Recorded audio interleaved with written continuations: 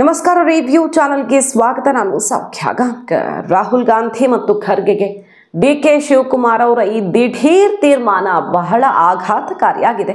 ಕೈಪಾಳ್ಯದಲ್ಲಿ ಕಳೆದ ಒಂದು ವಾರದಿಂದ ಕ್ಷಿಪ್ರ ಬೆಳವಣಿಗೆಗಳಾಗ್ತಿದ್ದಾವಲ್ಲ, ಸಿದ್ದು ಬಣವನ್ನ ಕೆಂಡವಾಗಿಸಿರುವಂತಹ ಬೆಳವಣಿಗೆಗಳಾಗ್ತಿದ್ದಾವಲ್ಲ, ಈಗ ಅದರ ಅಸಲಿ ರೀಸನ್ ಏನು ಗೊತ್ತಾಗ್ತಿದೆ. ಸಿದ್ದು ಟೀಮನ್ನ ಶೇಕ್ ಮಾಡುವಂತಹ ಸುದ್ದಿ ಇದು, ಹೈಕಮಾಂಡ್ ಅನ್ನ ಕಂಗಾಲು ಮಾಡಿರುವಂತಹ ಸುದ್ದಿ ಇದು. ಯಾಕೆ ದಿಢೀರ್ ಅಂತ ಡಿ ಕೆ ಶಿವಕುಮಾರ್ ಅವರು ವರಸೆ ಬದಲಿಸಿದ್ದಾರೆ ಅಂದರೆ ಈಗ ವಿಚಾರ ಹೊರಗಡೆ ಬರ್ತಾ ಇದೆ ನೋಡಿ. ಹಾಗಾದ್ರೆ ಏನು ಮಾಡಲಿದ್ದಾರೆ D K Shivakumar? Very interesting report ಒಂದನ್ನು ನಾನು ಮುಂದೆ ಇಡ್ತಾ ಹೋಗ್ತೀವಿ. ಮಿಸ್ ಮಾಡದೆ ನಮ್ಮ ಚಾನಲ್ನ ಸಬ್ಸ್ಕ್ರೈಬ್ ಮಾಡಿ, ನಿಮ್ಮ ಅಭಿಪ್ರಾಯ ಕಮೆಂಟ್ ಮಾಡಿ ತಿಳಿಸಿ. ವೀಕ್ಷಕರೇ, ಡೆಲ್ಲಿಗೆ ಹೋಗಿ ಬಂದಮೇಲೆ ಡಿ ಕೆ ಶಿವಕುಮಾರ್ ಅವರ ವರಸೆ ಬದಲಾಯಿತು. ಡಿ ಕೆ ಶಿವಕುಮಾರ್ ಅವರು ಬೇರೆ ರೀತಿ ಮಾತಾಡೋಕೆ ಶುರು ಮಾಡಿದ್ರು. ಹಿಂದುತ್ವ, ನಾನು ಹಿಂದೂ ಆಗಿ ಸಾಯ್ತೀನಿ ಅನ್ನುವಂಥ ಮಾತುಗಳಿರಬಹುದು. ಹಾಗೆ ಡಿ ಕೆ ಶಿವಕುಮಾರ್ ಅವರು ಇಶಾ ಫೌಂಡೇಶನ್ ಕಾರ್ಯಕ್ರಮದಲ್ಲಿ ಅಮಿತ್ ಶಾ ಅವರು ಬಂದಾಗಲೇ ವಿಸಿಟ್ ಮಾಡಿದ್ದು, ವೇದಿಕೆ ಶೇರ್ ಮಾಡಿದ್ದು ಕಾಂಟ್ರವರ್ಸಿ ಆಗಿದೆ. ಈಗ ಒಂದು ರೀತಿಯಲ್ಲಿ ಕಾಂಗ್ರೆಸ್ಸಿಗರೇ ಹೈಕಮಾಂಡ್ ಮಟ್ಟದಲ್ಲಿ ರಾಹುಲ್ ಗಾಂಧಿ ಅವರಿಗೆ ಆಪ್ತರಾಗಿರೋರೇ ತಿರುಗೇಟು ಕೊಡ್ತಾ ಇದ್ದಾರೆ, ಟೀಕೆ ಮಾಡ್ತಿದ್ದಾರೆ, ಟ್ಯಾಗ್ ಮಾಡ್ತಿದ್ದಾರೆ. ಇಷ್ಟೆಲ್ಲ ನಡೀತಿದೆಯಲ್ವಾ? ಹಾಗಾದ್ರೆ ಇದೆಲ್ಲ ಗೊತ್ತಿಲ್ಲದೆ ಡಿ ಕೆ ಶಿವಕುಮಾರ್ ಅವ್ರು ಮಾಡಿದ್ರ ಅಂತ ಕೇಳಿದಾಗ ಗೊತ್ತಾಗುತ್ತೆ. ಅವ್ರು ಮೆಸೇಜ್ ಕೊಡಬೇಕಿತ್ತು, ಕೊಡ್ತಿದ್ದಾರೆ. ಹಲವು ಲೆಕ್ಕಾಚಾರಗಳಿವೆ, ಒಂದು ಕಲ್ಲಲ್ಲಿ ಹಲವು ಗುರಿ ತಲುಪೋ ಪ್ಲಾನ್ ಅವರದ್ದು ಅಂತ. ಈಗ ನೋಡಿ, ಡಿ ಕೆ ಶಿವಕುಮಾರ್ ಅವರು ಏನು ಹೇಳಿ ಬಂದಿದ್ದಾರೆ, ರಾಹುಲ್ ಗಾಂಧಿ ಅವ್ರಿಗೆ ಯಾವ ಸಂದೇಶವನ್ನು ತಲುಪಿಸಿ ಬಂದಿದ್ದಾರೆ ಡೆಲ್ಲಿಯಲ್ಲಿ ಅಂತ ಕೇಳಿದ್ರೆ, ವೇಣುಗೋಪಾಲ್ ಅವರ ಎದುರೇ ತನ್ನ ಅಂತಿಮ ನಿರ್ಧಾರವನ್ನು ಇಟ್ಟಿದ್ದಾರೆ. 8 ತಿಂಗಳು ಬಾಕಿ ಉಳ್ಕೊಂಡಿದೆ ಅಧಿಕಾರ ಹಂಚಿಕೆ. ಡೌಟ್ ಅಂತೂ ಇಲ್ವೇ ಇಲ್ಲ. ಈಗ ಅವರ ಮಾಹಿತಿಯ ಪ್ರಕಾರ ಅಧಿಕಾರ ಹಂಚಿಕೆ ಮಾತಾಗಿದೆಯಾ ಇಲ್ವಾ ಅಂತ ಕೇಳಿದ್ರೆ, ಸಿದ್ದು ಬಣದವ್ರು ಹೇಳೋದೇನು ಆ ಥರದ್ದೇನು ಆಗೇ ಇಲ್ಲ, ಹೈಕಮಾಂಡ್ ನಮಗೆ ಹೇಳಿಲ್ಲ ಅಂತ. ಹೈಕಮಾಂಡ್ ಹೇಳದಿರೋದು ಸತ್ಯ, ಆದರೆ ಆಗಿರೋದು ಅಷ್ಟೇ ಸತ್ಯ ಅನ್ನೋದು ಈಗ ಡಿ ಕೆ ಶಿವಕುಮಾರ್ ಅವರು ಹೇಳ್ತಾ ಇರೋದು.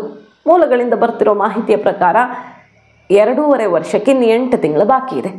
ಆ 8 ತಿಂಗಳು ನಾನು ಕಾಯೋದಿಲ್ಲ ಅನ್ನೋದನ್ನು ಕಡ್ಡಿ ತುಂಡು ಮಾಡ್ದಂಗೆ ಹೇಳಿ ಬಂದಿದ್ದಾರಂತೆ.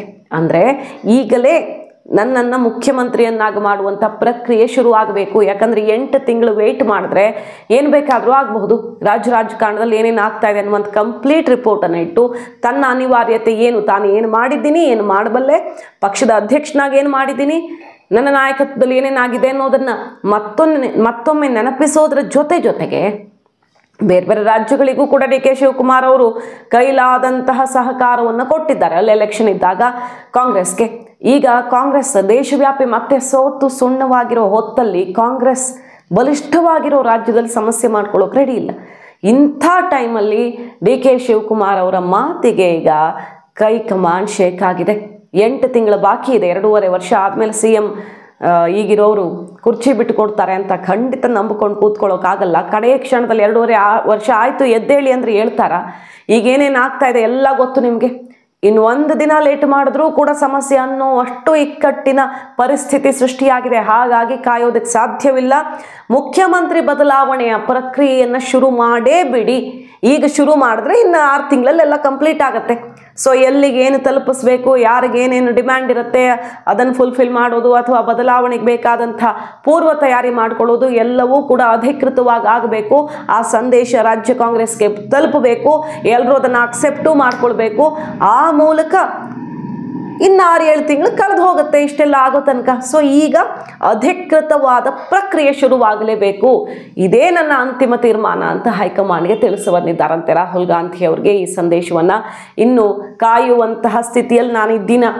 ನಾನು ಮಾಡಿದಂತಹ ಕೆಲಸಕ್ಕೆ, ನನ್ನ ಶ್ರಮಕ್ಕೆ ಫಲ ಕೊಡದೆ ಹೋದರೆ ನನ್ನ ಅಸ್ತಿತ್ವವೇ ಶೇಕ್ ಆಗುತ್ತೆ. ಇದು ಬಹಳ ಕ್ರಿಟಿಕಲ್ ಸಿಚುವೇಶನ್ ನನಗೆ. ನಾನು ಇನ್ನೇನು ಮಾಡೋಕ್ಕೆ ಸಾಧ್ಯ, ನೀವೇ ಮಾತು ಕೊಟ್ಟಿದ್ದೀರಿ ಉಳಿಸ್ಕೊಳ್ಳಿ ಅನ್ನೋದನ್ನು ಹೇಳಿ ಬಂದಿದ್ದಾರಂತೆ. ಸೊ ಈಗಲೇ 8 ತಿಂಗಳಲ್ಲ, ಅಕ್ಟೋಬರ್ ನವೆಂಬರ್ಗೆ ಮುಹೂರ್ತ ಅಲ್ವಾ ಇರೋದು, ಆದರೆ ಅಲ್ಲಿ ತನಕ ಅಲ್ಲ, ಈಗಲೇ ಪ್ರಕ್ರಿಯೆ ಶುರು ಆಗಬೇಕು ಮತ್ತು ಅದು ಓಪನ್ ಆಗಿ ಎಲ್ರಿಗೂ ಗೊತ್ತಾಗಬೇಕು. ಆಗ ಗಪ್ಚುಪ್ಪಾಗ್ತಾರೆ ಅಂತ ಅವ್ರು ಹೇಳ್ತಾ ಇರೋದು. ಅಲ್ಲಿ ತನಕ ಅಂತೂ, ನೀವು ಈಗ ಪ್ರಕ್ರಿಯೆ ಶುರು ಮಾಡೋ ತನಕ ಅಂತೂ ನಾನು ಅಧ್ಯಕ್ಷ ಕುರ್ಚಿ ಬಿಡೋಕ್ಕೆ ಸಾಧ್ಯವೇ ಇಲ್ಲ. ಅದು ನಿಮಗೂ ಗೊತ್ತು. ಅಧ್ಯಕ್ಷ ಕುರ್ಚಿ ಬಿಡಿ ಅಂತ ಹೈಕಮಾಂಡ್ ಕೂಡ ಹೇಳ್ತಾ ಇಲ್ಲ.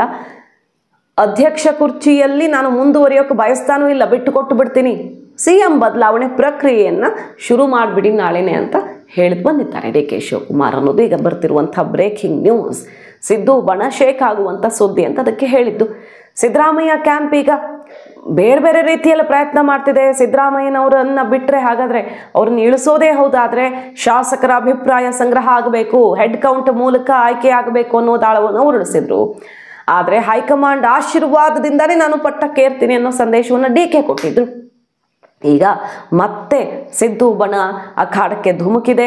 DK ಶಿವಕುಮಾರ್ ವಿರುದ್ಧ ಮುಗಿಬೀಳ್ತಿರೋದು ನೇರ ನೋಡಿ. ಈಗ ರಾಜಣ್ಣವ್ರು ಇವತ್ತೇನಂದ್ರು, ರಾಹುಲ್ ಗಾಂಧಿ ಅಂದರೆ ಯಾರು ಅಂತಾನೆ ಗೊತ್ತಿಲ್ಲ ಅನ್ನುವ ಸದ್ಗುರು ಜೊತೆಗೆ ಹೋಗಿ ಸ್ಟೇಜ್ ಶೇರ್ ಮಾಡಿ ಬರ್ತಾರೆ ಅಂದರೆ ಏನು ಹೇಳಬೇಕು ಇವ್ರಿಗೆ, ಇಂಥವ್ರಿಗೆ ಅವ್ರನ್ನೇ ಕೇಳಿ ಉತ್ತರ ಕೊಡಲಿ ಅಂತ DK ಶಿವಕುಮಾರ್ ಅವರ ವಿರುದ್ಧ ಎದುರಾಳಿ ಪಕ್ಷದ ನಾಯಕನ ಮೇಲೆ ಮಾತಾಡ್ದಂಗೆ ಅಟ್ಯಾಕ್ ಮಾಡಿದ್ದಾರೆ ರಾಜಣ್ಣವರು. ನೋಡಿ ಲೋಕಸಭೆಯಲ್ಲಿ ಏನೇನಾಗುತ್ತೆ ಇಲ್ಲಿರೋರಿಗೆ ಗೊತ್ತಿರುತ್ತೆ ಅಂತ ಶ್ರೇಯಸ್ ಪಟೇಲ್ರನ್ನು ನಿಲ್ಲಿಸ್ಕೊಂಡು ಪಕ್ಕದಲ್ಲಿ ಯಾವ ರೀತಿ ಗುಡುಗಿದ್ದಾರೆ ಅಂತ. ರಾಹುಲ್ ಗಾಂಧಿ ಅವರು ಯಾರು ನನಗೆ ಗೊತ್ತಿಲ್ಲ ಅಂತ ಹೇಳಿದವನು ಸದ್ಗುರು ಏನು ಹೇಳ್ತಾರೆ, ರಾಹುಲ್ ಗಾಂಧಿ ಯಾರೋ ನನಗೆ ಗೊತ್ತೇ ಇಲ್ಲ ಅಂತ ಹೇಳ್ತಾರೆ. ಹೌದಲ್ವಾ? ಲೋಕಸಭಾ ಸದಸ್ಯರು ಇಲ್ಲೇ ಇದ್ದಾರೆ. ನಮ್ಮ ನಾಯಕರಾಗಿರ್ತಕ್ಕಂಥ ರಾಹುಲ್ ಗಾಂಧಿ ಅವ್ರನ್ನ ಲೋಕಸಭೆಯಲ್ಲಿ ಯಾರ್ಯಾರು ಏನೇನು ಮಾತಾಡ್ತಾರೆ ಅಂತಕ್ಕಂಥದ್ದನ್ನು ನನಗಿನ್ನ ಜಾಸ್ತಿ ವಿವರವಾಗಿ ಅವ್ರಿಗೆ ಗೊತ್ತಿದೆ. ಅಂಥವ್ರ ಜೊತೆಯಲ್ಲಿ ಇವರೆಲ್ಲ ವೇದಿಕೆ ಅಲಂಕರಿಸ್ತಾರೆ ಅಂತ ಅನ್ನೋದು ಎಷ್ಟು ಮಟ್ಟಿಗೆ ಔಚಿತ್ಯ ಅನ್ನೋದನ್ನು ಅವರೇ ಉತ್ತರ ಹೇಳಬೇಕಷ್ಟೆ. ಏನಿಲ್ಲ, ರಾಜಕೀಯ ಹೇಳಿಕೆಗಳಿಗೆ ಮಹತ್ವ ಬೇಕಾಗಿಲ್ಲ. ರಾಜಕೀಯ ಹೇಳಿಕೆಗಳಿಗೆ ಮಹತ್ವ. ಸೊ ಕೈಪಾಳ್ಯದಲ್ಲಿ ಸಿದ್ದು ಟೀಮ್ ಈಗ ನಿಗಿ ಕೆಂಡವಾಗಿದೆ. DK ಶಿವಕುಮಾರ್ ಅವ್ರು ಹಾಕಿರೋ ಕಂಡೀಷನ್ ಏನು ಅಂತ ಗೊತ್ತಾಗ್ತಿದ್ದಂಗೆ ಕ್ಲಾರಿಟಿ ತಗೊಳ್ಳೋಕೆ ಹೊರಟಿದ್ದಾರೆ. DK ತೀರ್ಮಾನ ತಗೊಳ್ಳೇಬೇಕು ಅಂತ ಹೇಳಿರೋದ್ರಿಂದ ತೀರ್ಮಾನ ತಗೊಂಡ್ರೆ ಒಳ್ಳೇದು, ತಗೊಳ್ಳದೇ ಇದ್ರೆ ತನ್ನ ಆಯ್ಕೆ ಏನು ಅನ್ನೋದನ್ನ ತನ್ನ ನಡೆ ನುಡಿ ವರಸೆಯ ಮೂಲಕ ತೋರಿಸ್ತಾ ಇದ್ದಾರೆ DK ಶಿವಕುಮಾರ್. ಹಾಗಾಗಿ ವಾಟ್ ನೆಕ್ಸ್ಟ್? ಕೈಪಾಳ್ಯದಲ್ಲಿ ಬೇರೆ ಎಲ್ಲ DK ಹೇಳಿದ್ದಾಯ್ತು. ಹಾಸನ ಸಮಾವೇಶ, ಹೆಸರು ಚೇಂಜ್ ಆಯಿತು, ಆಮೇಲೆ ಹಲವು ಬೆಳವಣಿಗೆಗಳು, ಈ ಡಿನ್ನರ್ ಪಾಲಿಟಿಕ್ಸ್ಗೆಲ್ಲ ಬ್ರೇಕ್ ಹಾಕಿ ಸಿದ್ದರಾಮಯ್ಯ ಬಣಾನೇ ಸೈಲೆಂಟ್ ಆಗಿರೋ ರೀತಿಯಲ್ಲಿ ಮಾಡ್ತು ಹೈಕಮಾಂಡ್.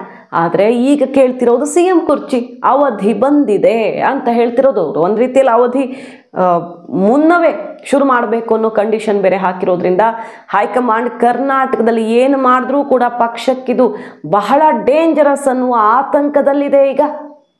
ಸೊ ಸಿದ್ದರಾಮಯ್ಯ ಬಣ ಏನು ಮಾಡುತ್ತೆ ಮುಂದೆ ಅನ್ನೋದನ್ನು ಕಾದು ನೋಡಬೇಕಾಗಿದೆ. ಯಾಕಂದರೆ ಸಿದ್ದು ಬಣದ ಮಿನಿಸ್ಟರ್ಸ್ ಈಗ ಒಬ್ಬೊಬ್ಬರೇ ನೇರ ಗುಡ್ಗೋಕೆ ಶುರು ಮಾಡಿದ್ದಾರೆ.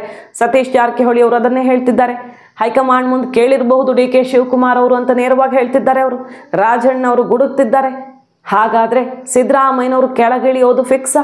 ಹೈಕಮಾಂಡ್ DK ಮಾತಿಗೆ ಓಕೆ ಅನ್ನತ್ತಾ ಅಥವಾ ಒಲ್ಲೆ ಅಂದು DK ಶಿವಕುಮಾರೇ ಬೇರೆ ದಾರಿ ಹಿಡಿಬೇಕಾಗಿ ಬರುತ್ತಾ? ಈಗಿರೋದೇ 2 ಆಪ್ಷನ್ ಅನ್ನುವ ಅಂತಿಮ ತೀರ್ಮಾನವನ್ನು ತಿಳಿಸಿರೋದು. ಸೊ ಕ್ಲೈಮ್ಯಾಕ್ಸ್ ಹಂತದಲ್ಲಿ ಕರ್ನಾಟಕ ಕಾಂಗ್ರೆಸ್ನ ಕುರ್ಚಿ ಫೈಟ್. ಮಾಹಿತಿ ನಿಮ್ಗೆ ಇಷ್ಟ ಆಗಿದ್ರೆ ಮಿಸ್ ಮಾಡಿದ್ರೆ ನಮ್ಮ ಚಾನಲ್ನ ಸಬ್ಸ್ಕ್ರೈಬ್ ಮಾಡಿ, ನಿಮ್ಮ ಅಭಿಪ್ರಾಯ ಕಮೆಂಟ್ ಮಾಡಿ ತಿಳಿಸಿ. Thank you.